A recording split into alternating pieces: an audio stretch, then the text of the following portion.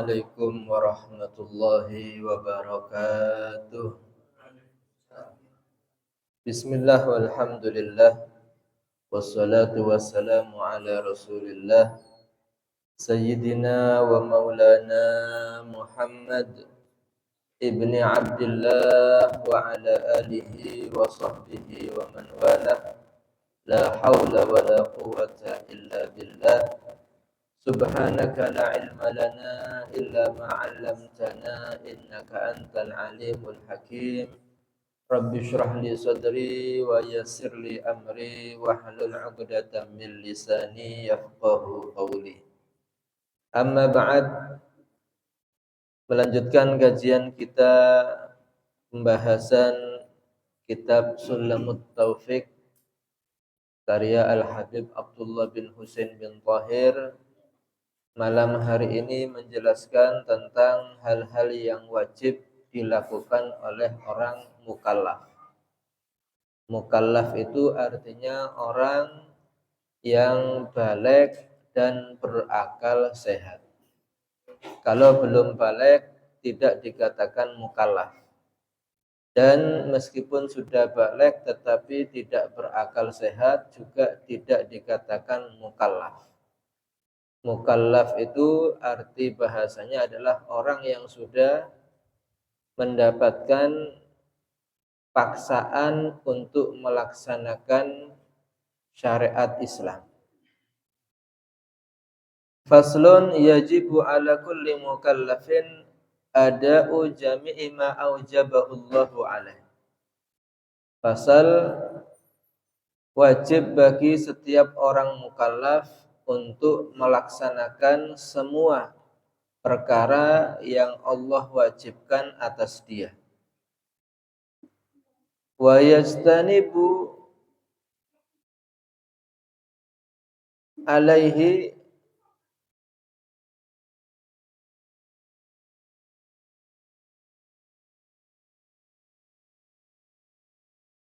wa yajibu alaihi an yu'addiyahu ala ma amarahu Allah bihi minal ityani bi arkanihi wa syurutihi.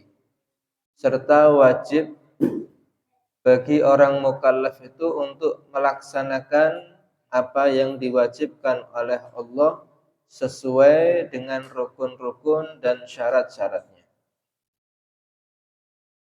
Maka bukan hanya melaksanakan kewajiban saja, tapi diwajibkan untuk melaksanakannya sesuai dengan rukun dan syarat-syaratnya. Karena waman bighairi ilmin ya'lamu waman bighairi ilmin ya'malu a'maluhu mardudatun la tuqbal. Dikatakan orang itu jika tidak berdasarkan ilmu melakukan sesuatu, maka amal tersebut akan ditolak, tidak diterima oleh Allah Subhanahu wa taala. Kalau dia melaksanakan ibadah yang wajib seperti sholat ini, tetapi tidak melaksanakan rukun-rukun sholat dengan benar, tidak melakukan syarat-syarat sholat, maka dia tidak sah sholatnya seperti orang yang tidak sholat, dan itu dosa besar. Karena itu melaksanakan sholat, salah satu kewajiban dari Allah ini tidak boleh asal-asalan, harus melaksanakannya dengan benar. Dan sebelum melaksanakan itu harus berdasarkan ilmu, dia harus belajar. Karena dikatakan dalam hadis Rasulullah SAW, annahu sallallahu alaihi wasallam ra'a rajulan la yutimmu ruku'ahu wa yanzuru fi sujudihi wa huwa yusalli. Pernah Rasulullah sallallahu alaihi wasallam itu melihat seseorang yang tidak sempurna dalam rukuknya. Kalau dia salat rukuknya tidak sempurna. Dan dalam sujudnya ini seperti ayam yang mematuk. Tidak ada tumakninah di dalam pelaksanaan rukun-rukun sholatnya. Faqala sallallahu alaihi wasallam, maka ini yang harus kita camkan. Rasulullah sallallahu alaihi wasallam berkata, lau mata hadza ala halihi mata ala ghairi millati Muhammadin sallallahu alaihi wasallam. Kalau orang itu mati dalam keadaan seperti itu, salatnya tidak benar, ibadahnya tidak sempurna, tidak benar, maka dia mati dalam keadaan yang selain agama ajaran Nabi Muhammad sallallahu alaihi wasallam.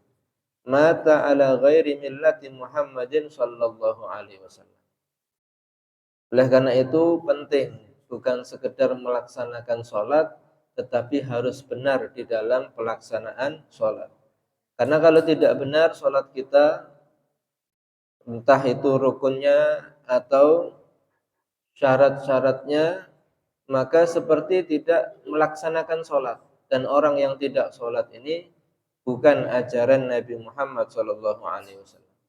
Kalau sampai terus dia lakukan seperti itu sampai meninggal dunia, maka dikhawatirkan dia tidak tergolong dalam golongan Nabi Muhammad, umat Nabi Muhammad SAW.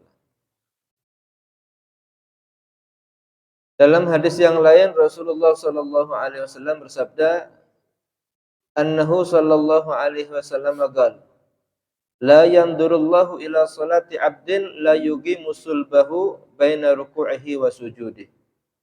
Dikatakan dalam hadis, Allah itu tidak memandang, artinya tidak menerima kepada salatnya seorang hamba yang tidak menegakkan tulang sulbinya antara rukuk dan sujudnya.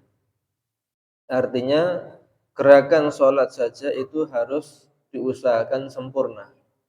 Kalau salat ini asal-asalan gerakannya tidak benar, maka itu tidak diterima oleh Allah Subhanahu wa taala. Apalagi kalau salat dengan buru-buru, tergesa-gesa sampai-sampai menghilangkan tumakninah di dalam salat. Seperti kalau kita lihat pelaksanaan salat tarawih yang sangat cepat. Dalam 7 menit sudah bisa melaksanakan salat 20 rakaat. Nah, ini otomatis akan menghilangkan tumakninah di dalam pelaksanaan salatnya. Kalau seperti itu, dikhawatirkan tidak sah salatnya, hanya mendapatkan rasa capek, tidak dapat pahala dari Allah Subhanahu wa taala. Rasulullah sallallahu alaihi wasallam pernah bersabda, annahu sallallahu alaihi wasallam qala, aswa'un nasi sariqatan alladhi yasruku min salatih. Orang itu yang paling buruk pencuriannya, orang mencuri itu paling buruk. Tapi ada juga pencurian yang lebih buruk juga. Apa? Yaitu orang yang mencuri di dalam sholatnya. Mencuri ini artinya tidak menunaikan dengan benar, mengambil daripada hak Allah tanpa dibenarkan. Apa yang dimaksud dengan mencuri sholat? Qalu, maka para sahabat bertanya, ya Rasulullah, kaifa yasruku minas sholat? Bagaimana orang itu mencuri daripada sholat? Maka qala Rasulullah sallallahu alaihi wasallam menyatakan, la yutimmu ruku'aha wa la sujudaha. Dia tidak menyempurnakan rukuknya dan tidak menyempurnakan sujudnya. Oleh karena itu, salat ini bukan sekedar bermain. Salat itu adalah seorang hamba menghadap, beribadah kepada Allah Subhanahu wa taala. Harus melaksanakannya sesuai dengan yang diajarkan oleh Nabi Muhammad sallallahu alaihi wasallam. Nabi menyatakan, "Shallu kama ra'aitumuni usolli." Salatlah kalian seperti kalian melihat aku salat. Apakah Nabi salat dengan secepat kilat itu, ataukah Nabi salatnya dengan khusyuk, tenang? Nah, itu harus kita lakukan salat dengan benar. Bagaimana bisa salat dengan benar? Tentunya dengan mempelajari fikihnya salat, tentang syarat-syaratnya salat dan rukun-rukunnya salat, hal-hal yang membatalkan salat. Kemudian Wa yastanibu mubtilatihi. Wajib menjauhi hal-hal yang membatalkan sholat. Hal yang membatalkan sholat itu ada yang berupa perbuatan, ada yang berupa keyakinan dalam hati. Kalau perbuatan jelas seperti makan, minum, melakukan gerakan 3 kali atau lebih secara berturut-turut dengan anggota badan yang besar, berbicara dengan sengaja. Tetapi ada juga hal-hal yang bersifat secara hati, dan ini kadang-kadang tidak terfikir bahwa sholatnya sudah batal, dia anggap masih sah sehingga tidak benar sholat, yaitu ada keraguan untuk memutuskan sholat, atau dia sudah berniat untuk memutus sholat, antara ragu dan berniat. Misalnya kalau kita sholat ada HP berbunyi, telepon yang berbunyi, maka dalam hati ini kalau ada kebimbangan antara kita memutus sholat untuk mengangkat telepon atau meneruskan sholat, maka itu sudah batal sholatnya. Karena dalam sholat itu diwajibkan niat, dan niat itu harus kokoh kuat sampai selesai pelaksanaan ibadah. Nah, kalau dalam tengah-tengah pelaksanaan sholat itu menjadi goyah keniatannya, maka itu sudah batal sholatnya. Dia harus mengulangi dari niat dan takbiratul ihram sampai melanjutkan sholatnya. Atau dalam pelaksanaan sholat berjamaah, yaitu tidak boleh mendahului gerakan imam dalam rukun fi'li. 2 rukun. Kalau 1 rukun didahului, ini hukumnya haram.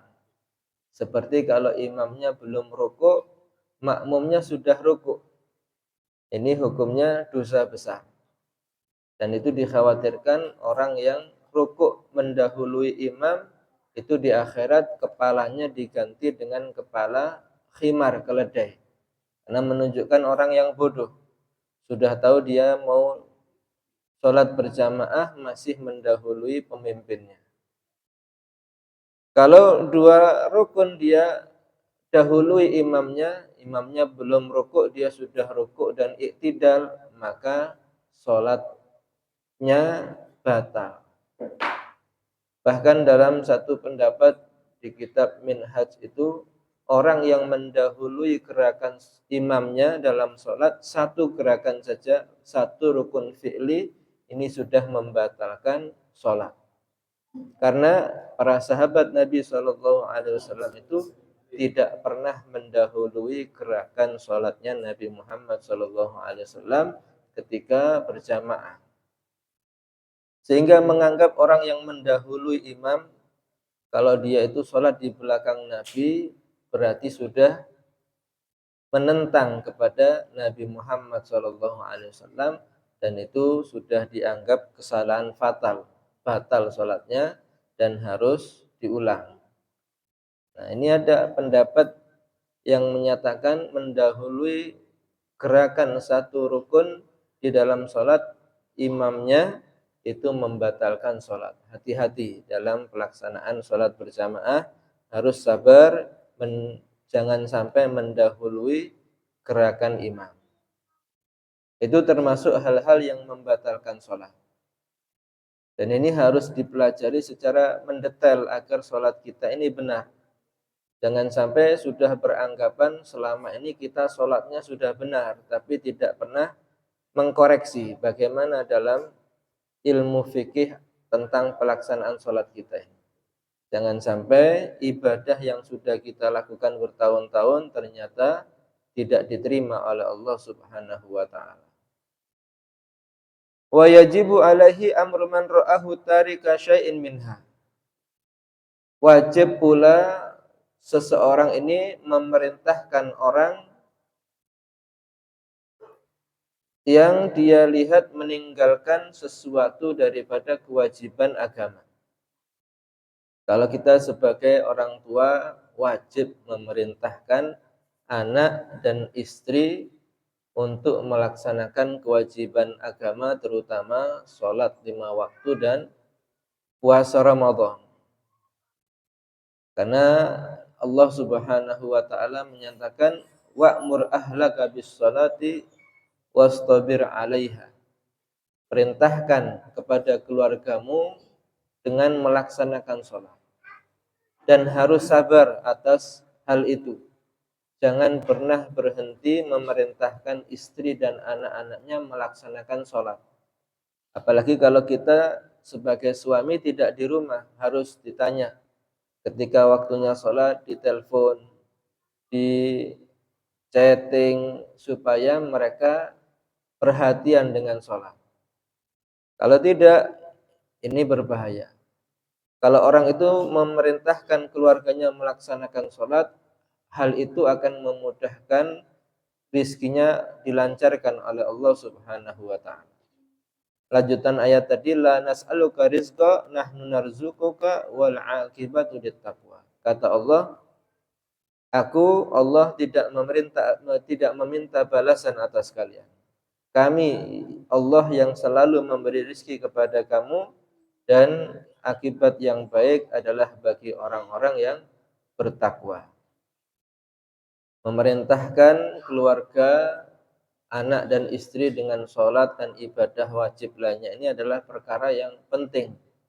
Lebih penting daripada memerintahkan mereka untuk belajar, untuk sekolah dan lain sebagainya. Karena mereka di akhirat itu yang diminta pertanggungan jawab adalah urusan ibadahnya oleh Allah Subhanahu wa taala. Dan ini adalah kewajiban kepala rumah tangga. Allah menyatakan, ya ayyuhalladzina amanu qu anfusakum wa ahlikum naro, wahai orang-orang beriman, jagalah kalian dan diri kalian, jagalah diri kalian dan keluarga kalian daripada api neraka. Bagaimana menghindarkan anak dan istri dari api neraka? Ya tentunya dengan mengajak mereka taat kepada Allah, meninggalkan hal-hal yang diharamkan oleh Allah Subhanahu wa taala. Bahkan orang-orang yang tidak melaksanakan hal ini diancam oleh Allah dengan mendapatkan dosa yang sangat besar. Dalam hadis Rasulullah sallallahu alaihi wasallam menyatakan, la yalqallahu subhanahu wa ta'ala ahadan bi dzambin a'zama min jahalati ahli. Allah itu nanti di akhirat akan menemui dengan hamba yang membawa dosa yang sangat besar, yaitu berupa kebodohan daripada keluarganya, bodoh daripada agama. Istri dan anaknya tidak diajarkan ilmu agama sehingga sholatnya kadang-kadang salah, atau bahkan mereka tidak melakukan kewajiban sholat kepada Allah Subhanahu wa ta'ala, dibiarkan seperti itu. Nah, itu dosanya yang menanggung adalah suami dan ayahnya. Kalau dia seorang istri, maka tanggung jawabnya adalah kepada suaminya. Kalau itu anak, maka tanggung jawabnya adalah kepada ayahnya. Karena Nabi menyatakan, kullukum ra'in wa kullukum mas'ulun an ra'iyati. Semua kalian ini akan bertanggung jawab, dan semua kalian akan diminta pertanggungan jawab atas orang-orang yang kalian pimpin dalam satu rumah, yaitu istri dan anak-anak kita. Semuanya akan kita diminta pertanggungan jawab oleh Allah Subhanahu wa ta'ala. Bahkan meskipun kita sangat cinta dengan istri dan anak-anak kita itu, di akhirat merekalah yang pertama kali akan menuntut kepada suami dan ayahnya. Dalam hadis Rasulullah sallallahu alaihi wasallam menyatakan, awwalu ma yata'allaqu birrajuli yaumil qiyamah ahluhu wa auladuhu. Pertama kali yang menuntut seseorang di hari kiamat adalah istri dan anaknya. Padahal kita di dunia menafkahi istri, membiayai anak kita, menyayangi mereka. Justru di akhirat merekalah pertama kali yang menuntut kepada suaminya, menuntut kepada ayahnya. kalau kita menelantarkan urusan agama mereka. Wa yaqulun, istri dan anak-anak akan berkata kepada Allah, ya Rabbana khudh lana haqqana min hadzal rajul fa innahu la yu'allimuna umura dinina fa innahu lam yu'allimna umura dinina wa yut'imnal haram wa nahnu la na'lam. Anak dan istri akan berkata, wahai Tuhan kami, ambilkan tuntutan kami kepada laki-laki ini. Dia menelantarkan hak-hak kami ketika di dunia. Karena sesungguhnya ini laki-laki tidak pernah mengajarkan urusan agama kepada kami. Dan dia selalu memberikan kami makanan yang haram dan kami tidak mengetahuinya. Sehingga dengan itu menelantarkan urusan agama istri dan anak-anak ini menjadi tuntutan pertama mereka kepada kepala rumah tangga di akhirat. Juga urusan tentang makanan yang diberikan kepada anak dan istri, nafkahnya. Kalau nafkah itu berupa makanan haram, maka ibadah anak dan istrinya juga tidak diterima oleh Allah Subhanahu wa taala. Wa ta'atun mimman haraman ya'kulu mithlul bina'i fawqa maujin yuj'alu. Dikatakan dalam Zubat itu, orang yang taat kepada Allah, ibadah kepada Allah dari makanan haram yang dia lakukan, maka itu seperti orang yang membangun rumah di atas ombak lautan. Tidak akan terjadi. Makanan haram itu akan menyebabkan semua ibadahnya ditolak oleh Allah Subhanahu wa taala. Karena syarat ibadah itu adalah harus suci. Suci daripada najis, suci daripada hadas dengan berwudu, dan suci anggota badan kita, tubuh kita daripada makanan yang haram. Supaya sah dan diterima oleh Allah Subhanahu wa taala. Sebagai syarat qabul ibadah adalah makanannya harus halal. Oleh karena itu, kalau kita memiliki anak dan istri, harus diperintahkan mereka melaksanakan kewajibannya, utamanya sholat 5 waktu. Dan itu dimulai ketika anak usia 7 tahun. Rasulullah SAW menyatakan, muru auladakum bis sholati wahum abna'u sab'in. Perintahkan anak-anak kalian ini sholat ketika mereka usia 7 tahun. Nah, apakah mungkin anak itu bisa melakukan sholat tanpa diajarkan daripada ilmunya sholat? Nah, tidak mungkin. Maka sebelum usia 7 tahun atau menjelang usia 7 tahun itu anak-anak harus diajari bagaimana sholat yang benar. Mengaji Al-Quran, berwudu, kemudian mengerti najis, mengerti syarat-syaratnya sholat, menutup aurat dan sebagainya, mereka harus diajari. Karena tidak mungkin memerintah tapi tidak memberitahu ilmunya. Wadribuhum idza tarakuha wa hum abna'u ashrin. Dan pukul anak-anak itu kalau tidak sholat, kalau meninggalkan sholat ketika mereka sudah usia 10 tahun. Usia 10 tahun ini menjelang balik.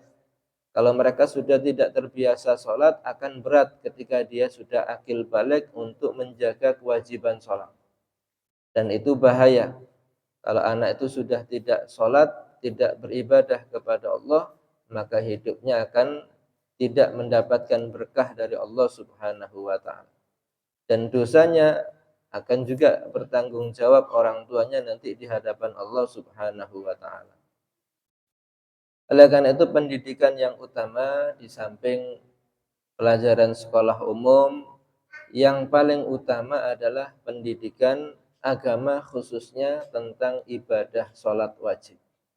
Tentang ibadah sholat ini jangan sampai dilupakan. Karena sholat ini dilakukan mulai dia balik sampai mati.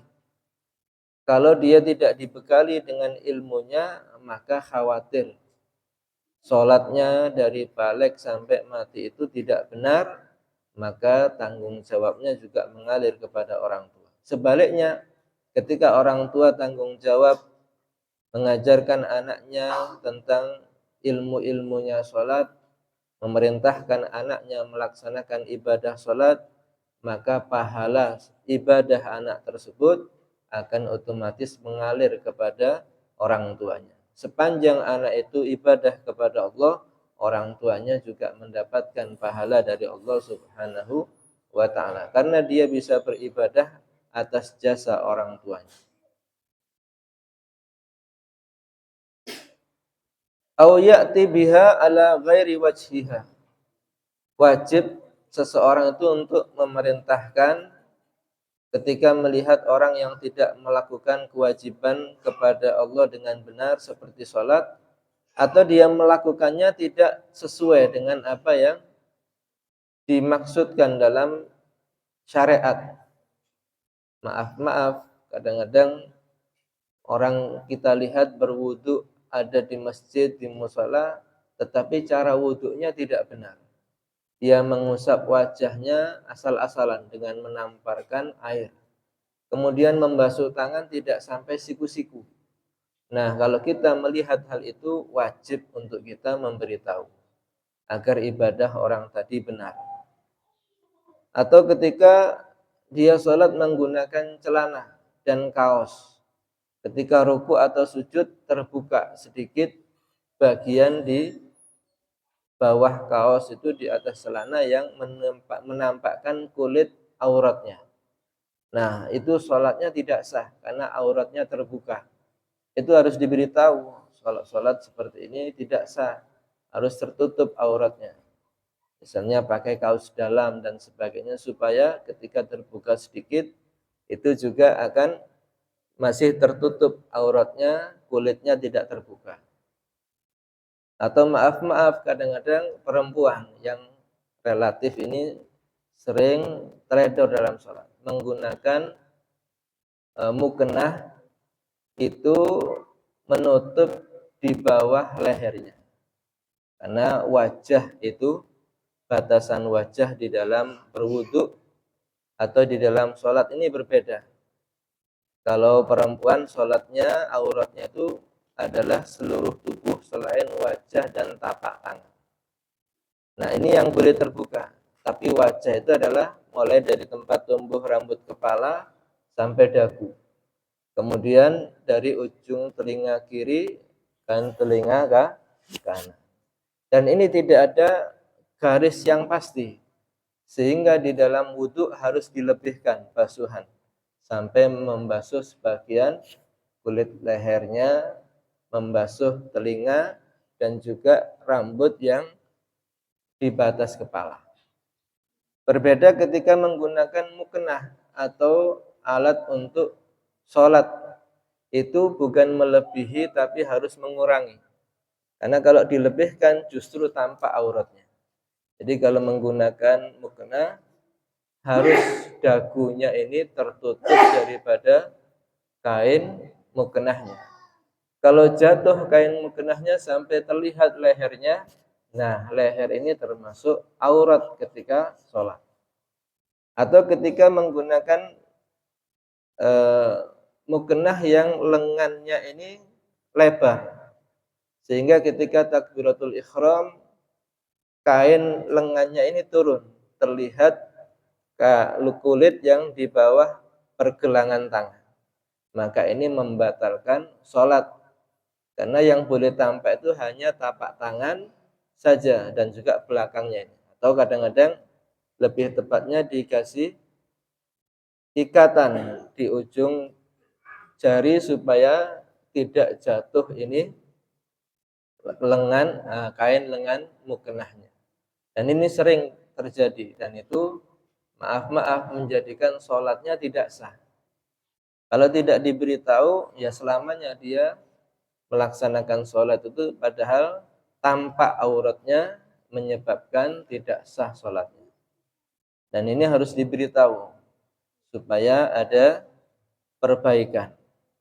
Atau maaf kadang-kadang menggunakan mukenah yang terputus. Nah, aurat itu tidak boleh tampak dari depan, dari belakang, dari samping kanan, samping kiri, dan dari atas. Kalau dari bawah itu otomatis terbuka karena untuk masuknya pakaian tersebut dari bawah. Nah, ketika posisi ruku Kalau muknah yang terpotong ini kadang-kadang terlihat dari belakangnya kulit yang di bawah leher ini. Apalagi kalau dia tidak memakai pakaian yang panjang, sehingga ada bagian tubuh yang bisa dilihat dari samping, maka ini juga membatalkan sholat. Oleh karena itu sebelum kita menggunakan peralatan sholat, mukena ataupun baju, lebih dulu kita harus mengerti bagaimana sholat yang sah.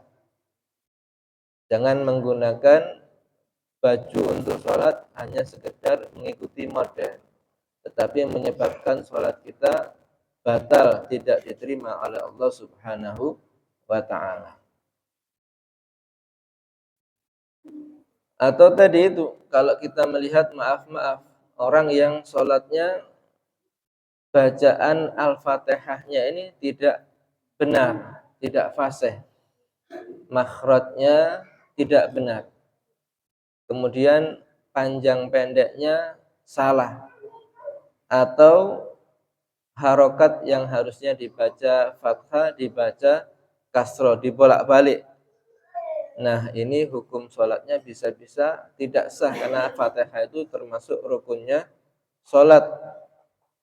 Kalau dia salah dalam melafadzkan surat Al-Fatihah, maka bisa-bisa sholatnya tidak sah. Kalau seperti ini harus diberitahu dan harus mengaji. Karena belajar Al-Fatihah ini sebenarnya tidak terlalu lama. Kalau intensif mungkin sebulan bisa. Nah, selama dia belajar itu masih ada toleransi, dibenarkan meskipun dia selama 1 bulan ini sholatnya masih belum benar. Ketika dia sudah belajar, lama-lama akan benar bacaan surat Al-Fatihah. Tapi kalau dipertahankan bacaan surat Al-Fatihahnya ini salah, sampai-sampai dia merubah huruf, misalnya alladzi itu diganti dengan zal, siratal ladzina an'amta alaihim menjadi za, siratal ladzina an'am. Ini merubah huruf dan itu bisa membatalkan surat Al-Fatihah dan sholatnya juga batal. Nah, merubah huruf ini. Padahal belajar itu gampang, butuh waktu paling lama 1 bulan, intensif. Nah, dibandingkan belajar ilmu yang lain, ilmu sholat ini paling gampang. Dan itu setiap hari kita lakukan, pasti ingat. Tidak akan lupa. Apalagi kalau orang seperti ini memaksa jadi imam. Ini akan membahayakan makmumnya. Makmumnya yang mengerti surat Al-Fatihah dengan benar, itu karena mengikuti imam yang salah bacaan surat Al-Fatihahnya dengan salah yang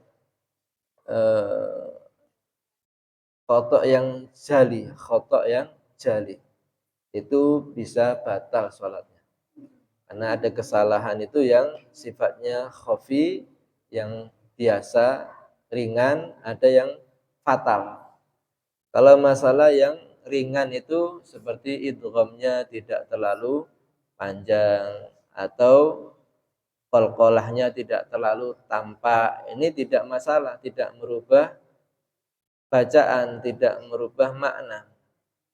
Tapi kalau khotok yang jali, merubah huruf yang ain menjadi alif, atau tadi itu yang zal menjadi za, nah ini yang khotok, kesalahan yang fatal, dan ini membatalkan surat Al-Fatihah dan bisa batal sholatnya.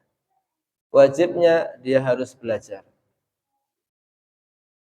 Wa yajibu alaih qahruhu ala dzalik in qadara alaih, dan wajib memaksa untuk melaksanakan tadi jika dia mampu. Nah, otomatis kalau kita ini seorang kepala rumah tangga pasti mampu memaksa istri dan anaknya untuk sholat. Jangan sampai kita ini membiarkan istri dan anaknya tidak sholat, tidak marah ketika itu. Nah, ini dosanya ditanggung suami. Harus dipaksa, subuh harus dibangunkan. Kalau tidak mau, ya silahkan disiram atau diseret ke kamar mandi, karena itu kewajiban orang tua. Karena itu kewajiban suami. Daripada nanti anaknya yang diseret masuk neraka, lebih baik orang tuanya menyeret untuk ke kamar mandi supaya melaksanakan sholat. Nah, kadang-kadang orang itu merasa cinta tapi salah tempat, merasa sayang tapi keliru. Dia melihat anaknya di hari libur sekolah misalnya, kasihan setiap hari dia bangun pagi, sekarang hari libur dibiarkan tidurnya sampai bangun siang. Nah, ini hukumnya yang dosa orang tuanya kalau tahu. Dia membiarkan anaknya nanti masuk di neraka karena tidak sholat subuh, itu dianggap sayang karena merasa anaknya ini butuh istirahat. Nah, ini kesalahan. Silahkan dipaksa anak itu melaksanakan ibadah karena memang semua orang yang masuk surga itu karena terpaksa. Tidak ada yang tiba-tiba senang melaksanakan sholat, tiba-tiba senang melakukan puasa, tidak ada. Semuanya dipaksa dulu. Dipaksa, nanti lama-lama terbiasa. Nah, kalau kita tidak membiasakan, tidak memaksakan sejak kecil, nanti ketika besar mereka akan menjadi orang-orang yang tidak taat kepada Allah, bermaksiat kepada Allah, dan itu adalah menyebabkan mereka masuk neraka Allah. Itu tanda orang tua yang tidak cinta dengan anaknya, membiarkannya masuk neraka Allah, disiksa oleh Allah Subhanahu wa taala. Kurang lebihnya mohon maaf, wal afu minkum. Assalamualaikum warahmatullahi wabarakatuh.